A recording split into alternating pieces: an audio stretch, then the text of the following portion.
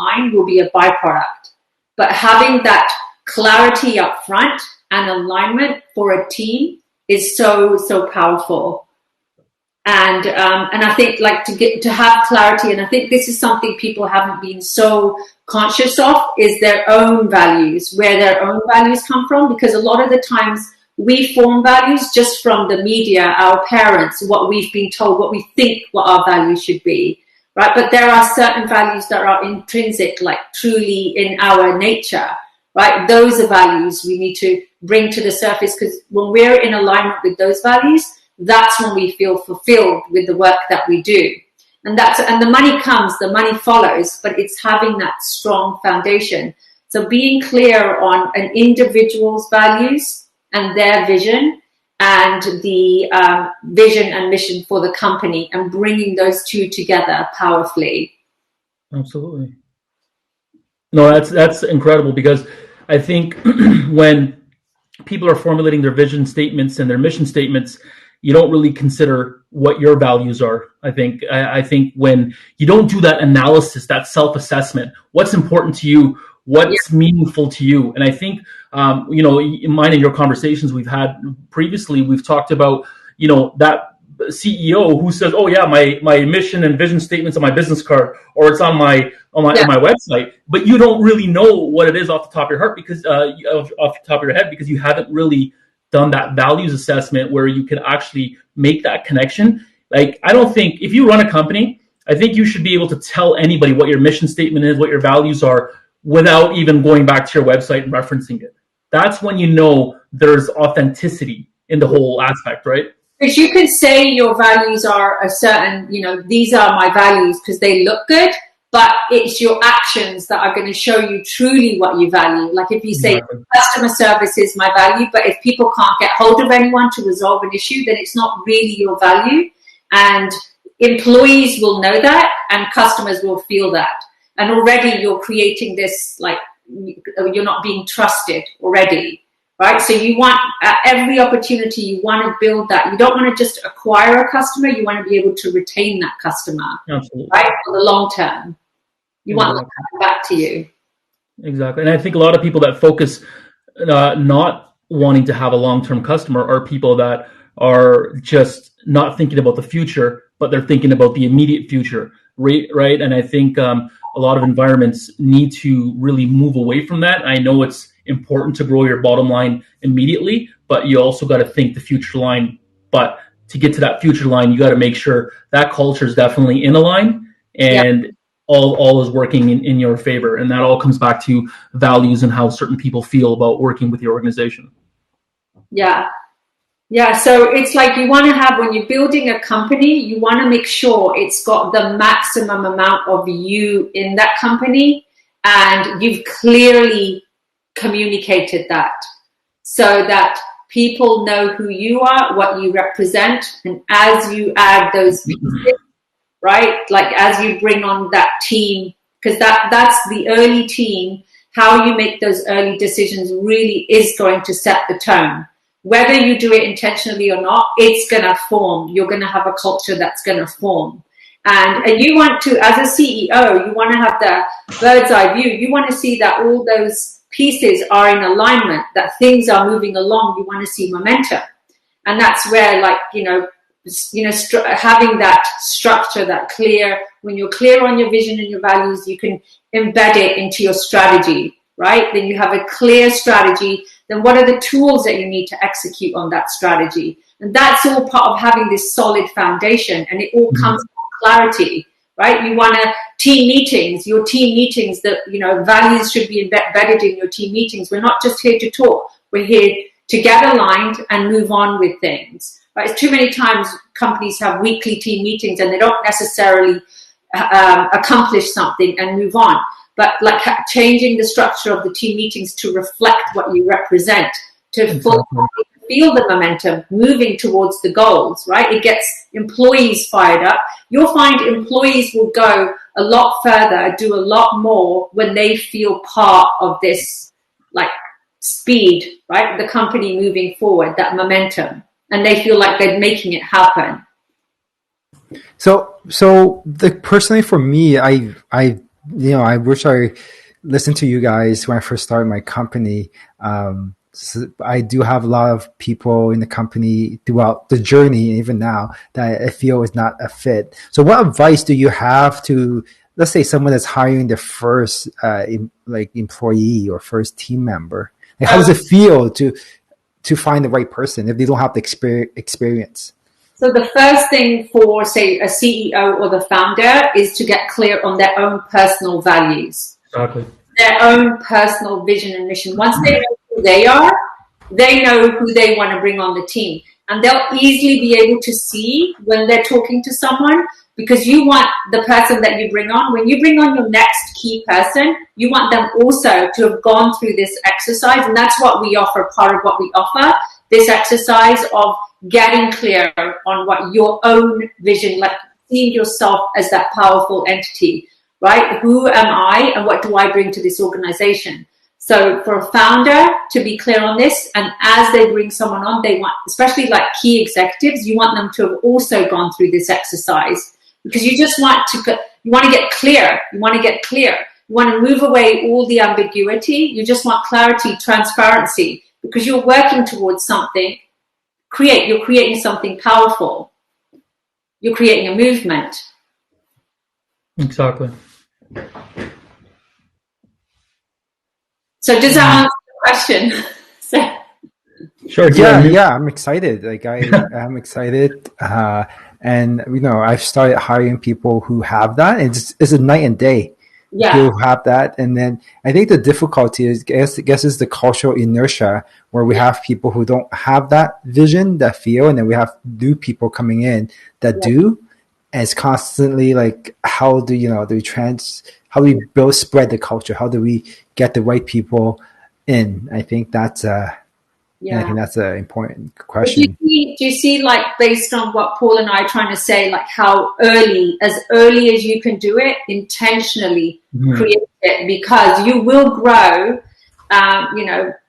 Hopefully, you have a great product, great brand, and you're going to grow, but you want to grow so that you can really exponentially grow, but you're not running into these unnecessary hurdles. Absolutely. Mm-hmm. So as I gave the example earlier about the outcome-oriented environment that I was a part of, they were so focused heavily on sales, but the problem was they didn't really care what employees were doing. You didn't really care about cultivating that culture.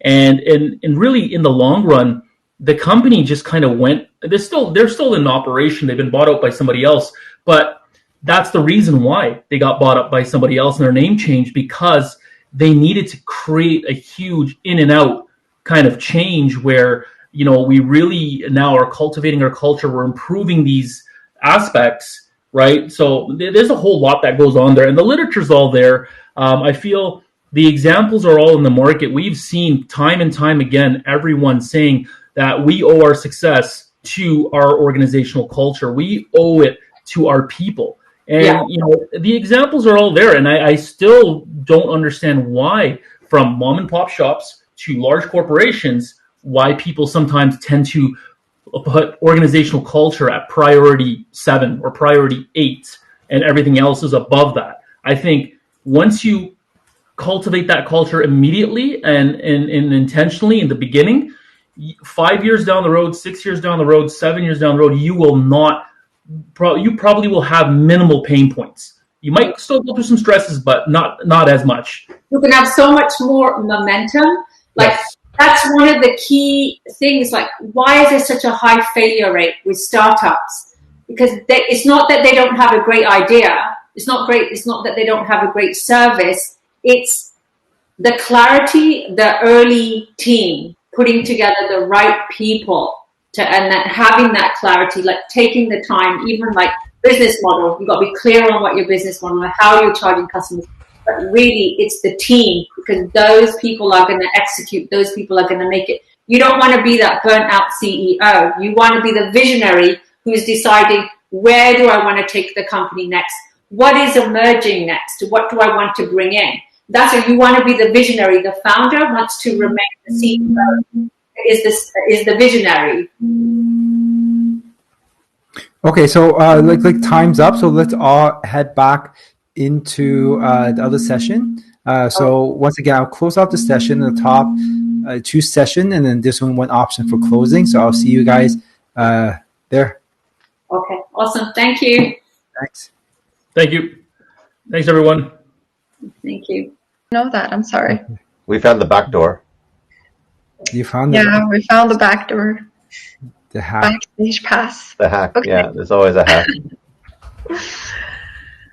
All right, so we have Sharky back with us. Andrea's joined us now, and hopefully everybody else will start to pour into this room.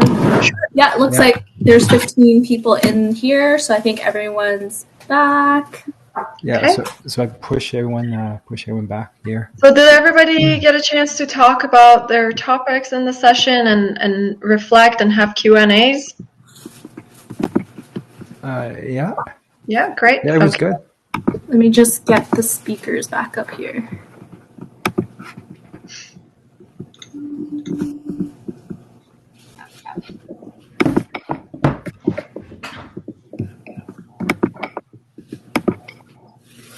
Am I missing anybody? Yes, I think Parvinder. No, I just got her. there we go.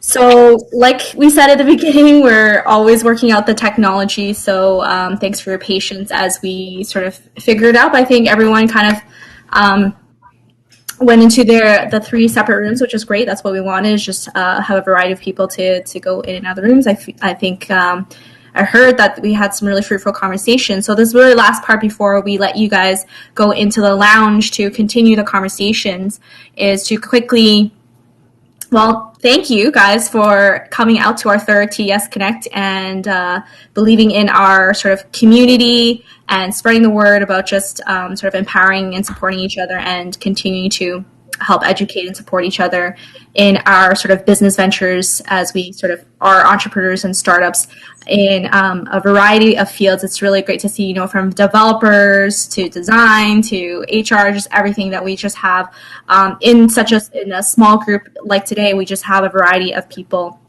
in different segments to build and learn from each other, which is great. So thank you for your time as speakers, as hosts, and as our valued guests here today to spend your time with us on St. Patrick's Day to connect.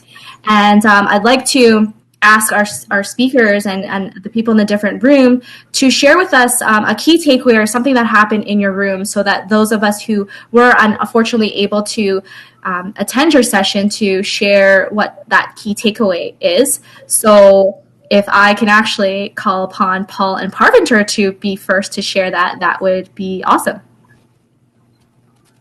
You can go right ahead. I would say, like, the key takeaway is like really communicating, really sharing the absolute importance of, you know, when you're starting a business, how important it is to cultivate your culture, because it's going to happen one way or the other, and you have that power, and it's important to take that time. Like, so many startups fail. There's such a high failure rate, and it's not because they don't have a good product or a service. It's because we can jump into sales and forget that we think we'll come back to this later. And as long as we have as much of our authentic selves in that culture that we're creating, we can build a really solid team to, like, a solid foundation to help with exponential, like, potential, wherever your growth could be. Absolutely, and I think just to kind of piggyback off that, it's really important. I think we all can create a vision, a mission statement based on with a product that we're selling and based our end goal for the end game. But I think we also need to be mindful of the authenticity of the message. And I think what we're trying to, not I think, but what we are trying to basically do in helping organization is really bring that authenticity out of the leaders to create solid vision statements, to keep everyone's skin in the game, everyone engaged in the development of their business. So I think overall, that's one of the key takeaways I even take from my own presentation. I think it's to maintain that authenticity, to really push forward your message, and don't be that leader that if someone asks you, what's your mission statement, your vision statement, don't be that leader that says, wait, hold on a second, let me log on to my website here, and let me just kind of check it out. Don't be that leader. you should know that off the top of your head because it reflects you as the business owner and the leader. And I think ultimately, I hope more and more people get on that wagon. And all the concepts that we obviously introduced to our PowerPoint was to really use that as a guiding tool. Most companies that use it as a textbook culture really tend to fail at times, but make sure you kind of use those concepts as a guiding tool and bring out that authentic, image. Yeah. Awesome. All right, George Lynn. So that's. I wish I could participate to your two session. I hope I will be able to catch up. So just to back up what you say, because I am an accountant, and then one things I advise everyone when doing a business is really get involved in your finances, because this is the translation of your project. So you actually have a project which is your business, and then the accounting side, the finance side is the translation of your business. So make sure you understand what is going on. Make sure you understand the different your where you go, your expenses, your revenue, and then even your budget. You plan different things because there are so many things you can prevent before it happen. And usually when you do business and then you don't have any budget, you don't have any plan, you don't have any vision, like you said, and then it's already too late for the business, because so many mistakes can be done. You can make so many mistakes because you don't have the right information to make decision. So I would say it's the same way you have your vision for your business. The finances is a part of your vision as well. So yeah, that's what I will advise. And I just wanted to say, in our small group, we had someone who's a sole proprietor, someone who has a partnership, and one who just incorporated some. So even in just a small group, we had the variety. So this is why we have these sort of breakout sessions, because you never know who's in the room, and to continue to help educate and support each other. So thank you so much. And again, in your room. Thank you. So we had some great discussions in our room. We kind of branched off after everybody gave us an intro to their business. We branched off into the real question of what is the largest or biggest obstacle that you've faced while starting out your business, and how did you overcome it? So that started another conversation about startups, and we really dug deep into it. These are some of the takeaways that we came up with. We saw that we were all dealing with very similar things while starting out. So one of them was imposter syndrome, actually, and the ability to really be able to believe in yourself that you can do the task that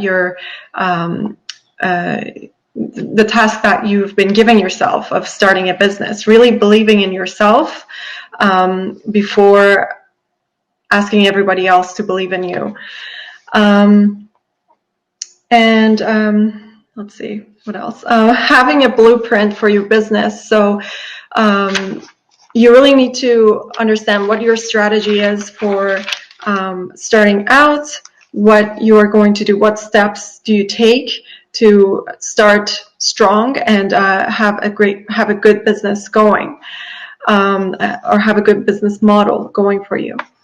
The third one is don't overthink it. Just get started. So instead of wondering whether it's the right approach and thinking about different scenarios of what kind of trouble you might get yourself into, or how you should start, or overthinking different methods and the rights and wrongs, just get started and really push yourself forward with the business, and then you will take steps to figure things out as you're going. You'll grow your group. You will grow the business step by step. It doesn't have to be all done in one day. The next one was get valuable feedbacks instead of relying on friends and family. So that really is self-explanatory. Seek professional help for understanding the product, the quality of product that you've been providing, and the services that you've been providing. Seek help from other professionals in the field, people who've done it in the past and succeeded. And the other one is launch continuously. So when starting a business, you might have version 1 of your business going for you, and after a while there will be bugs to fix.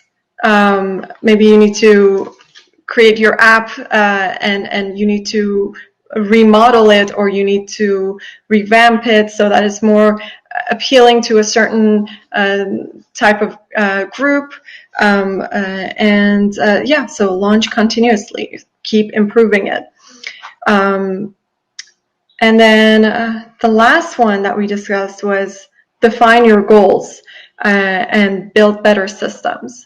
So really understand what it is you need to do and where you see yourself and the business growing into, and commit to it, and build systems to help you get there. Wow, lots of key takeaways. So that's amazing. And even just in that, just sounds like, we had 3 really great rooms, 3 great speakers and discussions that are going on. So thank you once again. And with that, we hope to continue to bring these monthly to you. And we have, again, I don't know if you want to talk quickly about the sort of the evolvement of our sort of the hotline that we usually host on Wednesdays, because yes, these TES Connects will happen once a month, usually like the 3rd Wednesdays of every month. And if you haven't already voted, there is a poll happening. So on your right side, there should be a tab for poll. You should be able to vote the $1 million question: which platform should we use? Which one? And for those of you who don't know this, internally, Sharky and I always battle between AirMeet or Zoom. So I won't tell you and bias you which one I vote for, but AirMeet and Zoom. So the people here, please vote for which platform, because you hold the power to show us which platform we should use for next time around. Obviously, between Zoom and AirMeet, there's pros and cons about it. And we're entrepreneurs, we're startups, like we're always here to push ourselves and challenge ourselves, and always try to see what we can use and be future forward. But in any case, if you're interested in speaking, come chat with us. If you want to be the next speaker, if Paul, Parvinder, George Lindigan, and I, and Sharky, we've inspired you that you want to be the next speaker for the next one, by all means, please. We're always looking for featured speakers. If not for TES Connect, we have another segment called the Spotlight that we'll be sort of having every other Wednesday. So the 3rd week we have the Connect. The 1st, 2nd, and 4th week we have, and sometimes the 5th week, depending on the month, we have the Spotlight. You want to kind of describe that, Niggi? So we'll have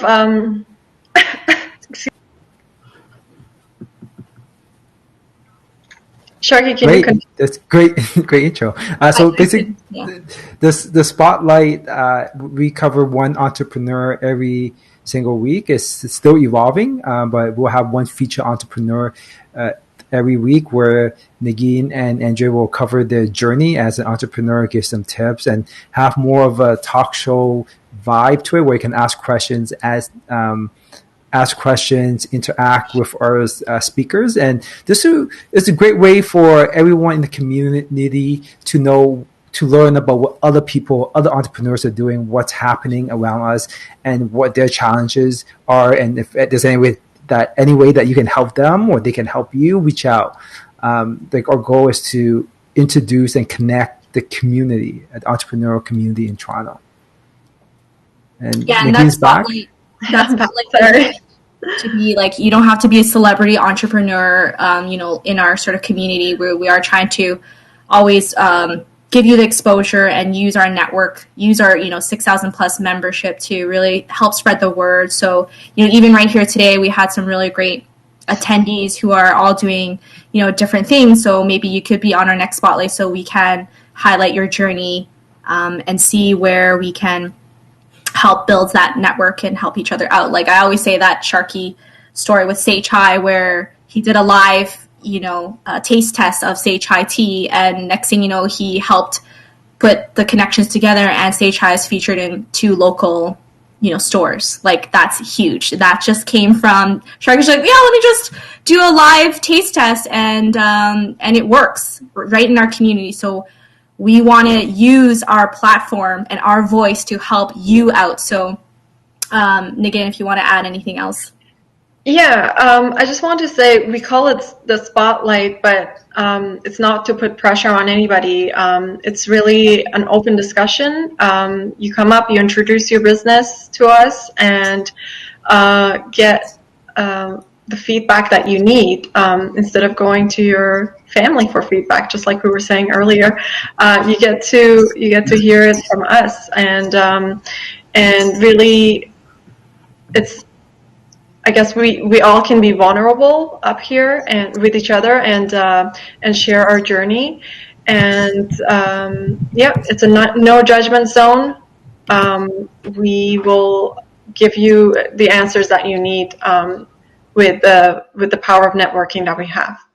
Do you want to talk about the guest that is coming up for the next Wednesday? Yes. So the guest for next Wednesday is a gentleman who actually has started up his own app. He is the creative director of Hulu, and he started his own app called Byte, Biite, the Byte app. So if that interests you, he's going to be talking about his journey of starting the app and what it does. I'll leave it for next week to get more into what the app is about and how it operates and how he's gotten into that. But just to give you an idea, it's about connecting you with local foods and people who will cook homemade foods for you, and you get to enjoy your traditional foods at home. Or wherever you travel to. Mm-hmm. And if I can add one thing, honestly, Sharky, Andrea, you guys have created a really solid platform, and I think it's really crucial for people to get the opportunity to lean on other entrepreneurs throughout Toronto. And I think I'm always for bringing each other up versus bringing each other down. And I think now more than ever, I think the community, society, we all need one another. I think there's a lot of uncertainty mentally, emotionally, that's kind of going on in the atmosphere due to obviously the pandemic. And I think a lot of people, I think anyone who's become an entrepreneur through this pandemic is really going to survive in the future and is going to be more stronger than ever. I think if you have the guts to, obviously you might have lost your job and you had the guts to start a business, or you left your job and you went to go and start a business, I think this is a great place to start. And I think, Andre's been talking about this to me for quite some time. And, one thing for sure, I really thank you guys for the opportunity and letting us have a little segment here, even though I was a nervous wreck because I'm not really good at presenting virtually, because, what actually really killed my nerves was when you said that there's potentially 6,000 people watching on Facebook Live.